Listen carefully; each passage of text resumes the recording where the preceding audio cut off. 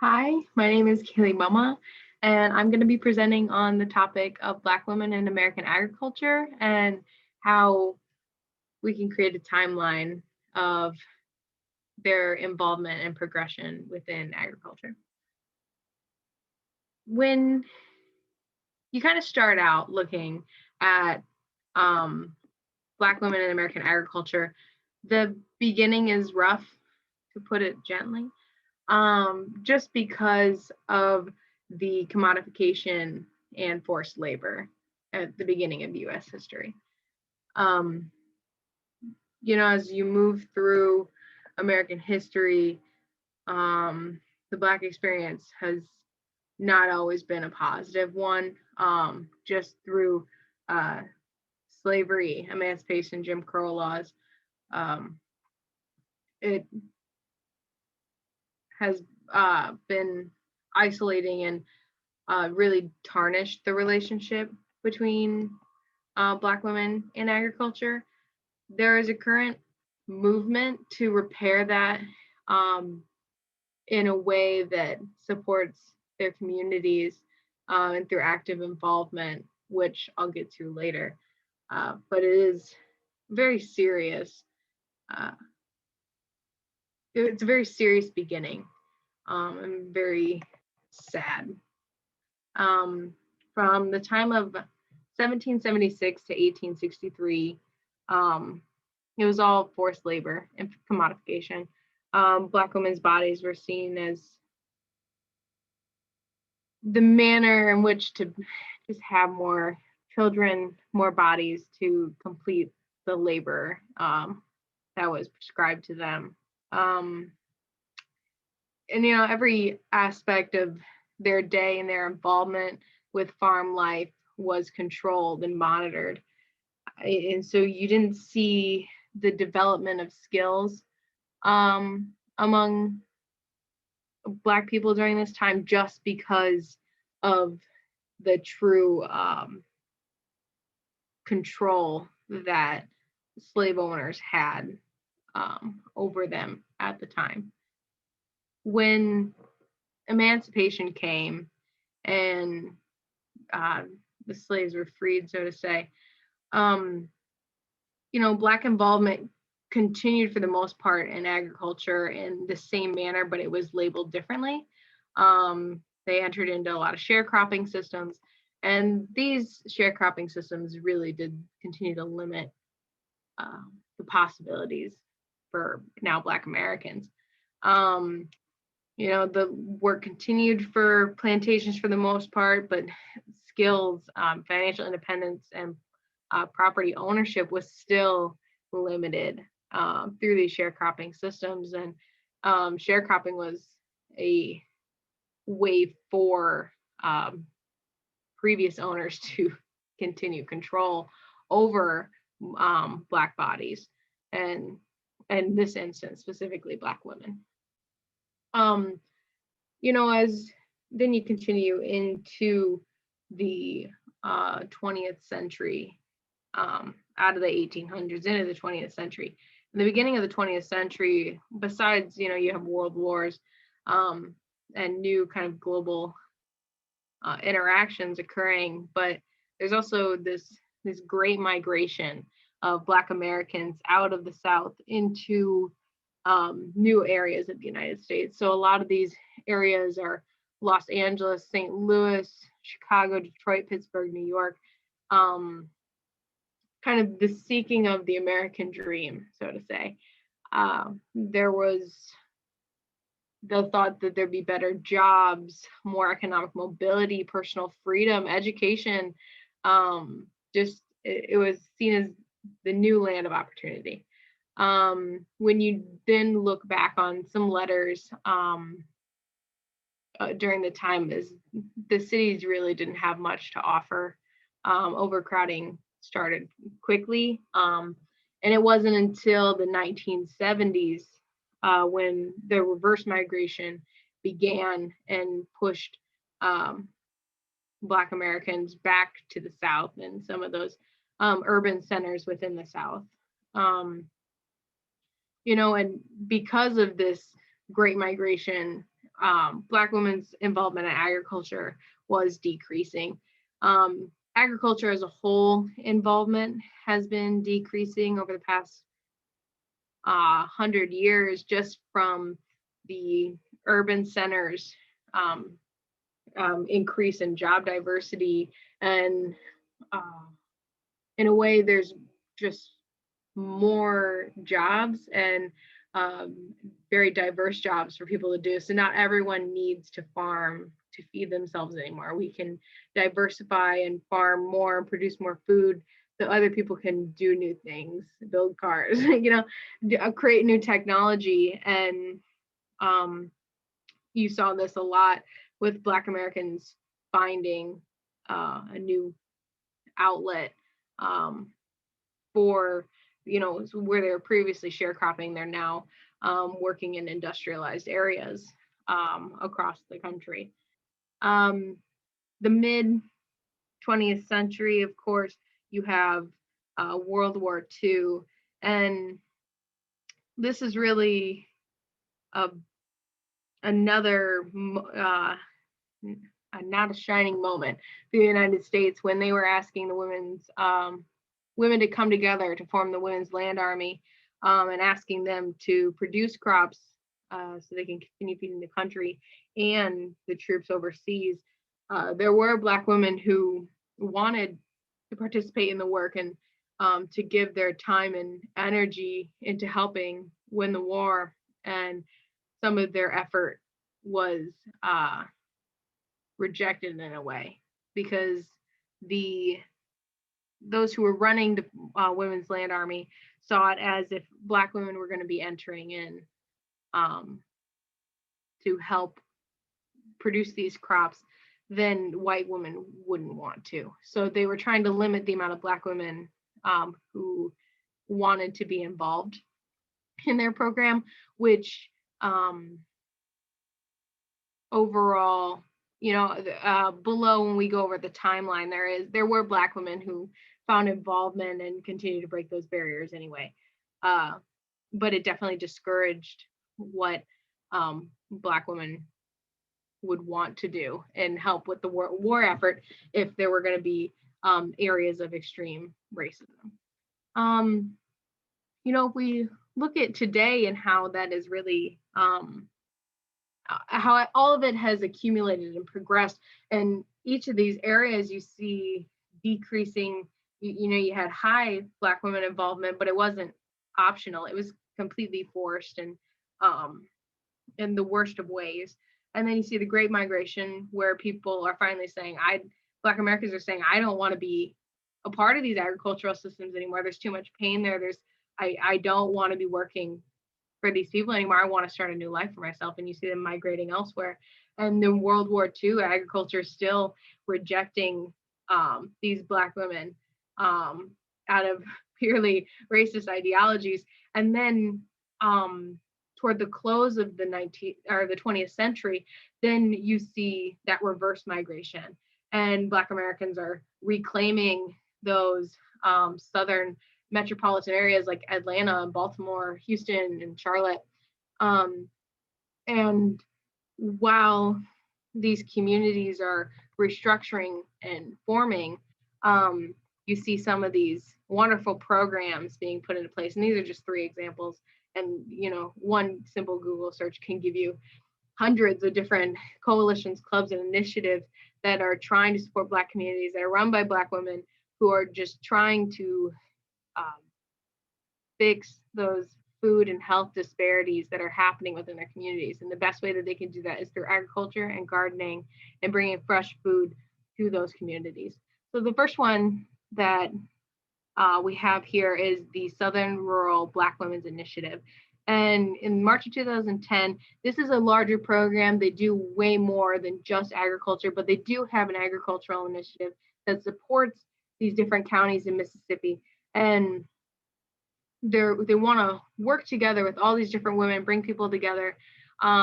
One, as like a money raising and helping support these businesses and farmers, and then it is also to support the community in the end.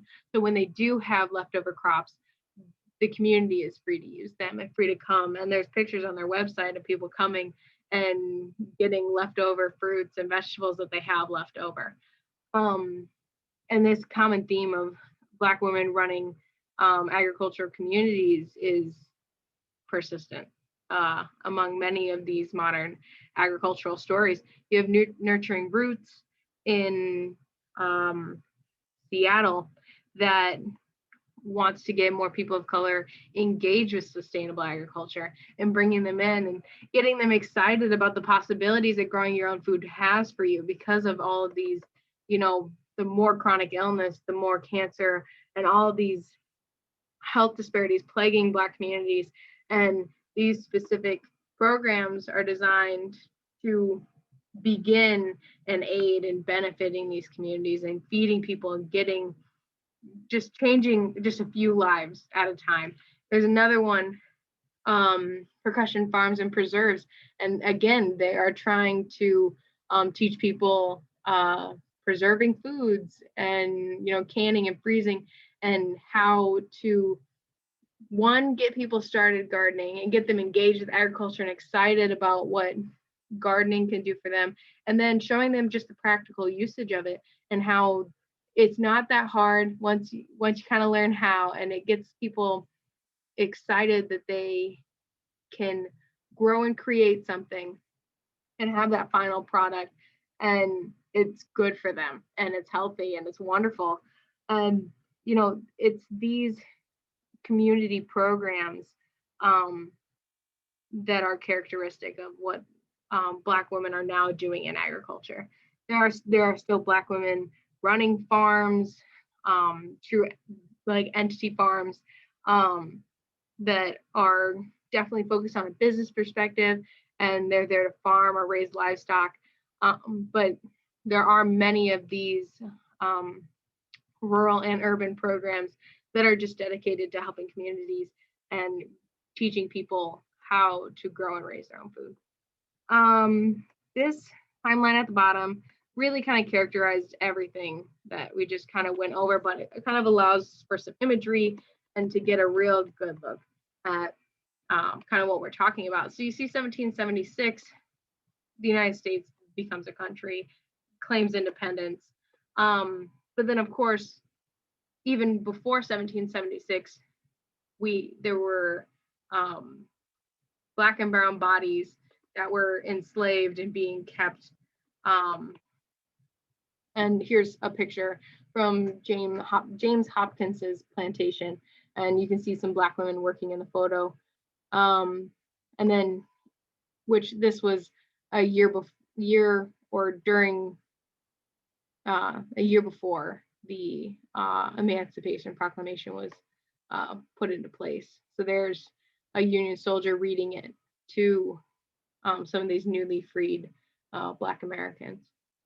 1914, you have the start of World War I after Austria-Hungary declared war on Serbia. And I think it's important to show that, these global events are happening during the time where, right 2 years before, the Great Migration of Black Americans started. So then, you have this huge, just a globally altering event of relations between different countries and the development of a new warfare. And at the same time, Black Americans are ditching the South for new metropolitan areas elsewhere. A couple of years later, then you see the end of World War I. The Great Depression, this was a time that the Great Migration did slow. People didn't have money to be traveling. Really wasn't a concern when people were struggling to feed their families. 1939, the beginning of World War II, while Americans weren't involved in the war at this beginning point, it was becoming a global crisis. Here's a picture from 1940, family moving from Florida to New Jersey. So you see a couple of Black women here that, as the Great Migration continued, Black women who were a part of families who were there to support their families. That was a huge portion of it. 1943, Mrs. Sam Crawford in her Women's Land Army uniform. So one of the Black women that did break those barriers of people trying to keep her from finding involvement in agriculture. She still continued on. Here's her with a tobacco crop. And then a couple of years later, you have the end of World War II. The end of the Great Migration was in the 1970s, and not even a decade later, then you have the reverse migration of Black Americans back to southern cities. Here's some pictures of those kind of modern agricultural coalitions and co-ops and organizations that are there to help their communities. So you have some members of the Southern Rural Women's Initiative attending a research seminar on conservation practices for their farms.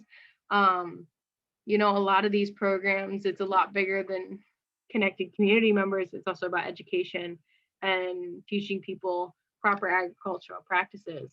And you know, as a whole, you know, as you keep looking at the Percussion Farms, and there's the two owners of that, and the founder of Nurturing Roots here on the left, working with a volunteer.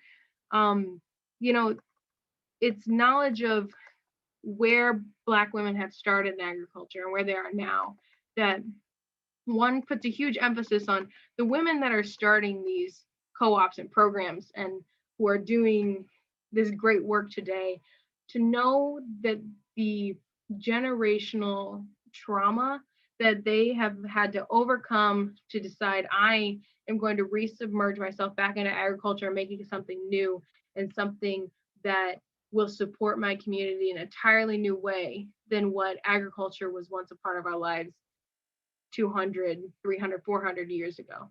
And reclaiming those roots and how agriculture is a part of their lives and making it something whole their own. It has a lot of power to it. They're taking back that power that was stolen from them in something that will benefit their lives and the lives of others. And that's why this is just so important, to understand where we came from and where we are now. And it can get you excited. One, I want to support these businesses and these women that are breaking these boundaries and barriers. And then from someone who is involved in agriculture, looking at this and saying, these women have an entirely new perspective to bring to agriculture. You know, if because some people, they're raised in agriculture and they understand growing maybe crops for animals to eat, or stuff that will become fiber, or some that will become food.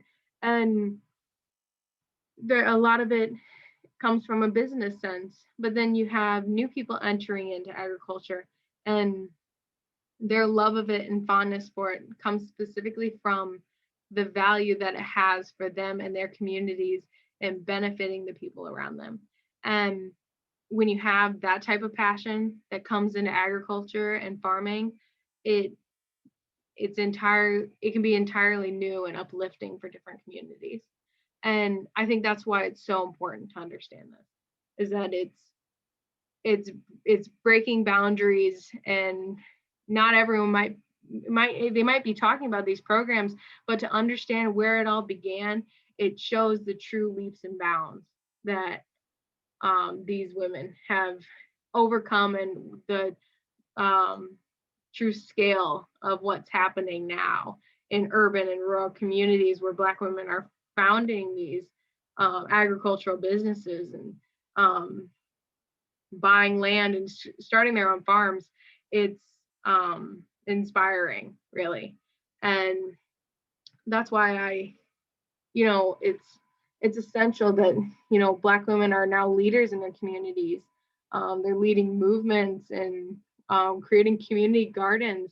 They're celebrating these women and publicizing their stories and how their experiences just can be exposed as a way of saying this is positive female representation. Um, and Black women all over the country are recognizing how they can reclaim agriculture to benefit their communities and to regain that power. Um, and that's the importance of this research, and that's why it's important to understand. Um, so I just want to thank those who are watching, and um, it's been a pleasure to learn about this topic and to truly understand how it all started. Uh, Thank you very much. Hope you guys have a great rest of your conference and enjoy.